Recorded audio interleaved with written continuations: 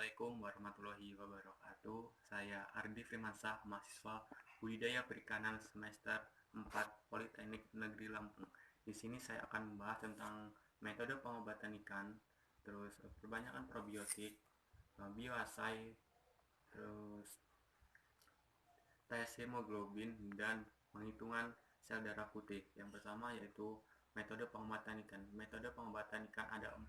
Yang pertama penyuntikan, yang kedua perendaman, keempat pencaplonan ke pakan, dan keempat pengolesan. Metode penyuntikan yaitu dengan melakukan pengobatan, yaitu memasukkan obat ke suntikan, terus obat itu disuntikan ke ikan yang sakit. Kemudian perendaman itu dapat dengan mengambil ikan sakit dan direndam ke air yang sudah terisi obat. Yang ketiga pencapluran ke pakan. Pencapluran pakan yaitu obat yang sudah dipilih terus diencerkan ke air dan dicampurkan ke pakan, diaduk, ditunggu berapa jam, kemudian diberikan ke ikan yang sakit. Terus keempat yaitu pengolesan. Pengolesan dilakukan dengan pada penyakit luar seperti koreng ataupun jamur dengan obat oles. Dalam menentukan metode yang mau dipilih yaitu disesuaikan dulu dengan ikan. Misalnya ikan hias. Ikan hias lebih efektif dengan penyuntikan karena dengan jumlahnya sedikit. Jika misalnya ikan lele dengan jumlahnya banyak, tidak efektif dengan menyuntikan. Jadi kita harus menyesuaikan dengan apa ikan yang kita lakukan dan seberapa banyak ikannya. Jadi lebih efektif. Semua bagus, tapi kita lebih melihat lagi ke yang lebih efisien ke waktu. Terus dosis itu disesuaikan dengan obat yang tertera pada kemasan obat sendiri. Terus kemudian dalam menentukan obat itu kita lihat terlebih dahulu penyakit apa yang menyerang. Si bakteri harus disesuaikan dengan obat bakteri. Terus jamur, obat yang mengandung dapat membasmi jamur. Terus kemudian kedua yaitu bioasai. Bioasai merupakan untuk melakukan metode untuk mengetahui air yang akan kita gunakan itu tercemar atau tidak, dengan cara yaitu mengambil air sampel di wadah yang tertutup, kemudian kita cek DO meternya. Kita cek oksigen terlarut di dalam sampel itu pada hari pertama. Kita cek berapa DO-nya, terus kita tutup rapat dan disembunyikan di tempat yang gelap dan pada suhu yang rendah. Terus setelah 5 hari kemudian kita cek kembali berapa DO-nya. Jika DO awal dikurang DO akhir, jika DO yang dihasilkan lebih, misalnya di atas 1 ppm itu atau di atas 4 ppm itu, berarti air itu tidak layak digunakan karena itu banyak bahan organik yang terdapat di situ. Sedangkan yang baik digunakan itu di bawah 1 ppm. Terus yang ketiga kita akan melakukan perbanyakan probiotik. Ini merupakan prebiotik, yaitu dari molase.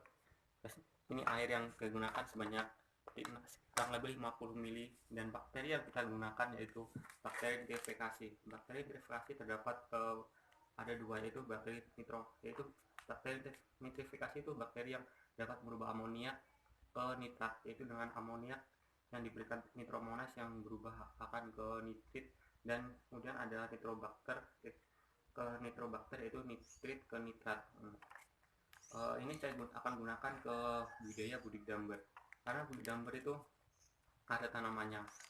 Sedangkan bakteri nitrifikasi ini sangat bagus untuk tanaman karena dia dapat mengikat nitrogen yang sehingga dapat menyuburkan, karena nitrogen itu salah satu yang dibutuhkan oleh tanaman, jadi dapat menyuburkan tanaman itu sendiri. Caranya yaitu, kenapa saya milih molase, karena ini harganya murah. Apapun itu yang penting dia mengandung karbohidrat yang dapat untuk makanan dari bakteri itu sendiri.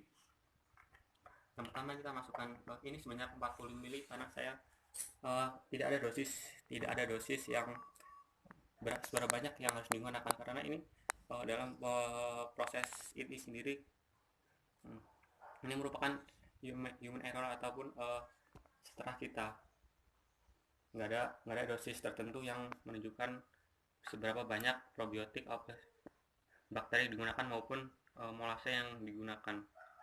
Kita campur namanya.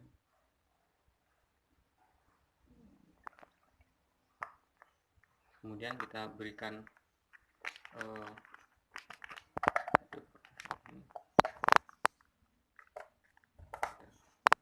kita campurkan yang besarnya kurang lebih 1 gram atau 2 gram, kira-kira saja.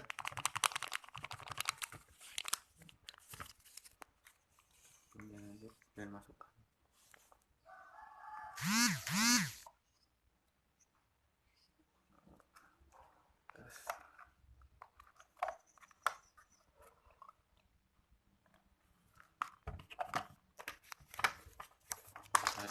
Terus kita biarkan selama 7 hari.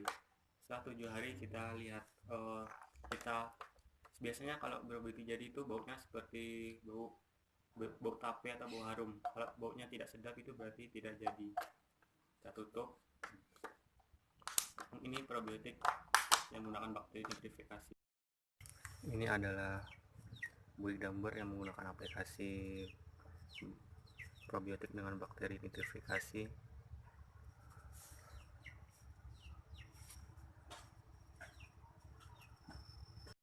Kemudian keempat dan kelima yaitu tes hemoglobin dan menghitungkan sel darah putih. Di sini saya mengambil jawaban dari Rizky Hadi dan kawan-kawan pada tahun 2014 tentang gambaran sel darah pada ikan nila dengan penambahan prebiotik kopakan. Nama itu hemoglobin. Hemoglobin merupakan protein sel darah merah yang berfungsi untuk mengantar oksigen ke jaringan ataupun organ tubuh. Dalam melakukan prakteknya, tahap pertama yaitu pengambilan darah. Pengambilan darah dilakukan dengan alat suntik. Alat suntik sebelumnya diberi NaCl sebanyak 3,8%. Pengambilan darah di bagian punggung ataupun pangkal ekor. Setelah itu masukkan darah ke mikroskop. Setelah kemudian ambil darah dengan pipet sebanyak 0,02 mili, kemudian masukkan ke tabung yang sudah berisi HCl sebanyak 10 mili. Terus letakkan ke alat. Terus tambahkan alkohol sedikit demi sedikit sampai warna sama dengan alat bagian kiri maupun kanan. Kemudian lihat berapa hasilnya. Dalam jurnal yang diambil didapat bahwa dengan penambahan prebiotik tidak ada pengaruh terhadap hemoglobinnya karena terbaik yaitu di 0%, yaitu penghitungan sel darah putih. Jurnal yang saya ambil masih yang tadi tentang dari Rizky Hardika 2014 tadi. Dalam hal ini hal yang kita lakukan yaitu pertama, kita mengambil darah yang sudah kita ambil tadi sebanyak 0,5 mili dengan bilik pengaduk. Kemudian tambahkan larutan trup sebanyak sampai ke skala 11. Aduk hingga homogen selama 3-5 menit. Kemudian buang tetesan pertama dan kedua. Kemudian tetesan ketiga kita letakkan ke hemositometer. Sudah kita letakkan, kita tutup dengan cover glass. Kemudian kita amati di bawah mikroskop dengan skala 400 kali. Kita lihat, kita hitung berapa sel darah putih yang terdapat dari ikan. Dalam jurnal kita dapat bahwa dengan penambahan prebiotik semakin besar skala prebiotik yang diberikan, itu berpengaruh dengan semakin banyaknya jumlah sel darah putihnya. Mungkin sekian dari saya, kurang lebihnya saya maaf. Assalamualaikum warahmatullahi wabarakatuh.